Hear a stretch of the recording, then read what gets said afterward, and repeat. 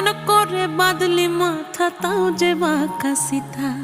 মেদিনীপুরে রায়না চিরন বাঁকুড়ার ওই ফিতা, আর যতন করে বাঁধলি মাথা তাও যে বাঁকা সিথা। পেছ পাড়িয়া